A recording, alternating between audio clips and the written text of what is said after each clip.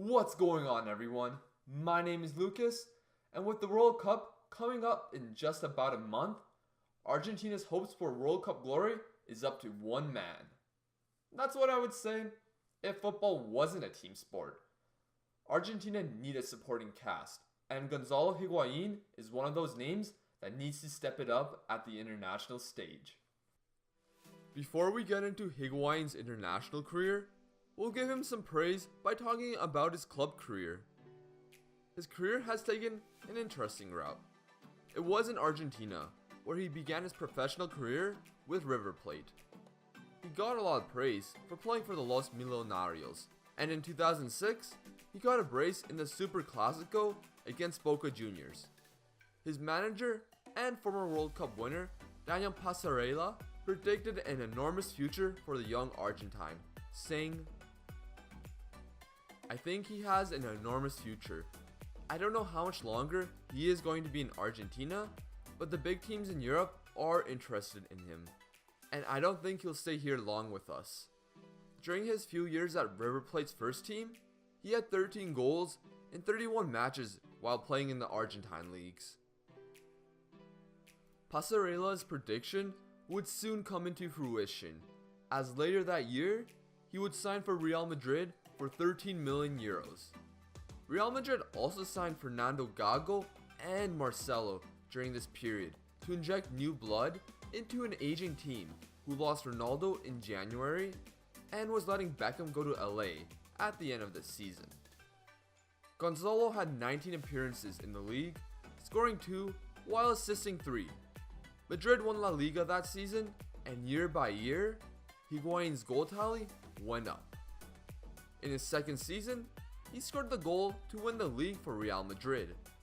2 league titles in his first 2 seasons is great, and although he was scoring important goals, his goal tally wasn't too impressive.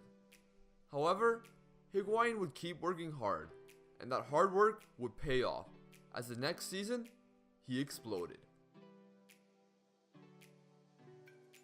The 08-09 season, he scored 22 goals and had 12 assists in 34 matches. The year after, 27 goals and 7 assists in 32 matches, which was more goals than Cristiano Ronaldo, and that shouldn't be overlooked. Unfortunately, his time at Real Madrid wasn't perfect. There's a great article by Sid Lowe where it seemed as if there was an anti-Higuain lobby against him. I'll leave the link to the article in the description, and I highly recommend you reading it. Higuain was scoring a lot of goals, but he kept on getting blamed when things went poorly for Real Madrid. He was always getting criticized for his Champions League performances, which is fair. The most goals he scored in a campaign was 3, and he was known for missing important chances.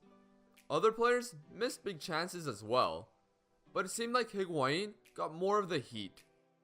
Whether that was due to Florentino Perez preferring his signing of Benzema, as Higuain was signed by the previous president, or something different altogether. Higuain's dad thinks it's the former, but it was an unfortunate end to his career in Spain. But soon, the next chapter of his career would take off. Next stop, Italy.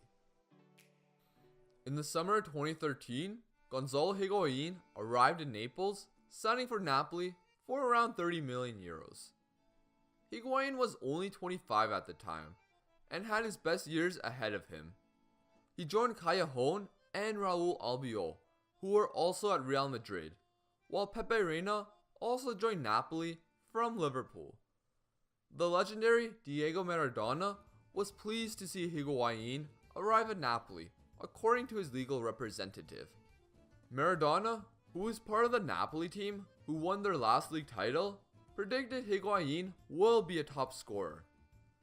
Maradona also called Napoli's president De Laurentiis a champion in business, and mentioned that a true Argentine can never play for Juventus.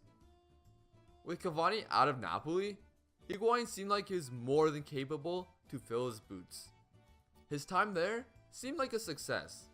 71 goals in 104 Serie A matches including tying a league record of 36 goals, which first happened in 1929, and again by Gonzalo in 2016. Napoli were looking good, but with Juventus selling Paul Pogba for a record transfer fee that summer, they needed someone to help them win the Champions League. They did lose Pogba, but they brought in Pjanic from Roma. They lost Morata to Madrid due to a buyback clause, so they needed someone else. No Serie A club would like to sell them their best striker, but luckily for Juventus, they didn't need to negotiate, as Gonzalo Higuain had a €90 million release clause. They would get Serie A's best striker, and they had the money to make the deal happen while weakening a direct rival. There was apparently a poor relationship between Napoli president De Laurentiis and Higuain. Gonzalo said he left because of him. You may notice that a few times Gonzalo scored against Napoli. One time he pointed at De Laurentiis, and another time he was trying to find him. Higuain is a big reason why Juve will win the Serie A this season, despite Napoli's fantastic season. It will be his second Scudetto, and by the time you're watching this video, he has also won the Coppa Italia with Juventus for the second season in a row as well. There's still one trophy missing in Higuain's club career, and that's the Champions League. Higuain was signed to help Juve become champions of Europe. Some people will judge his time at Juve based on the Champions League. Whether that's fair or not, that's just the story of Higuain's career. Do something well in one area, critics say that he can never do it in this other area. He has proven a lot of people wrong in recent years, but he still hasn't been able to shake off his international woes with Argentina. Diego Maradona was right predicting that Higuain would become a top goal scorer in Serie A, but he also said that no true Argentine would go to Juve. Well, I guess he's not a true Argentine. Well, I am joking around. Higuain wasn't born in Argentina. He's actually born in France to Argentine parents. But he would move back to Argentina 10 months later. He actually had a chance to represent France when he was 19.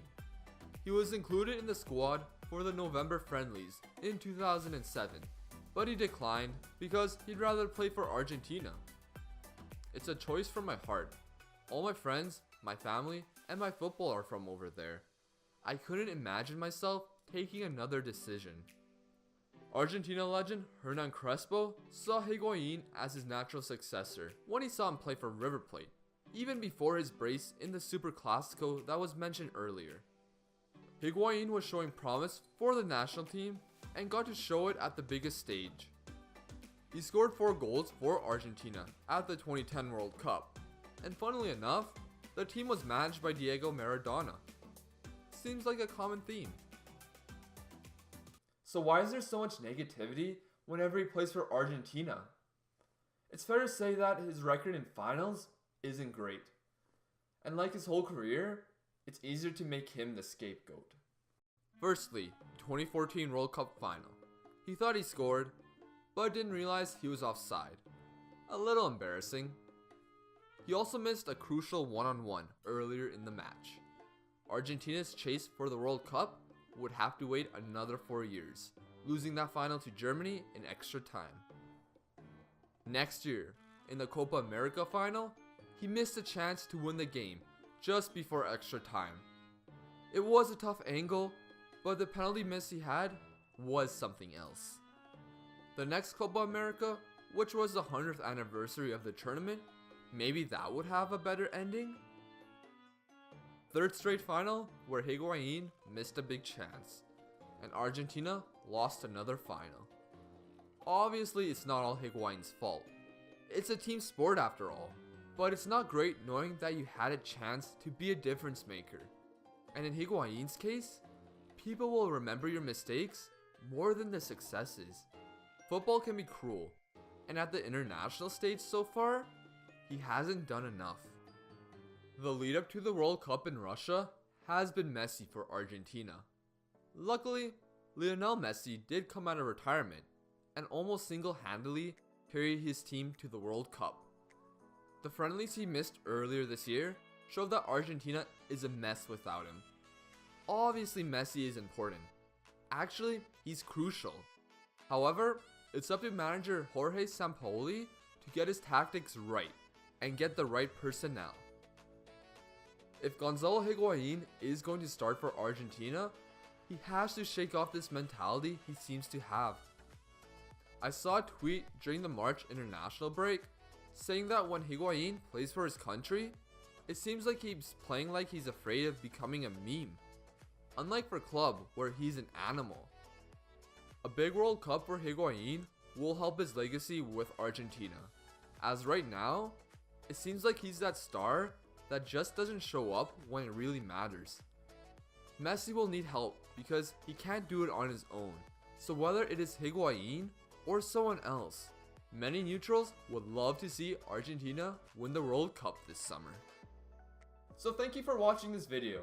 If you enjoyed it, leave a thumbs up, and let me know your thoughts about Higuain in the comments down below.